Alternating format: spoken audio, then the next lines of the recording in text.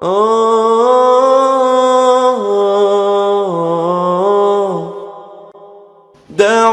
اللہ الرحمن الرحیم۔ فتنوں سے نہیں بلکہ گمراہ کرنے والے فتنوں سے پناہ مانگنی چاہیے۔ حضرت عمر رضی اللہ تعالیٰ عنہ نے ایک آدمی کو سنا کہ فتنہ سے پناہ مانگ رہا تھا۔ حضرت عمر بن خطاب رضی اللہ تعالیٰ عنہ نے فرمایا، اے اللہ، اس کی دعا کے الفاظ سے تیری پناہ چاہتا ہوں۔ پھر اس آدمی سے کہا، کیا تم اللہ سے یہ مانگ رہے ہو کہ وہ تمہیں بیوی، بچے اور مال نہ دے؟ کیونکہ قرآن پاک میں مال اور اولاد کو فتنہ کہا گیا ہے۔ تم میں سے جو بھی فتنہ سے پناہ مانگنا چاہتا ہے، اسے چاہیے کہ وہ گمراہ کرنے والے فتنوں سے پناہ مانگے۔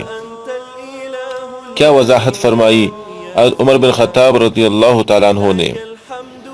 اللہ پاک ہمیں گمراہ کرنے والے فتنوں سے پناہ عطا فرمائے۔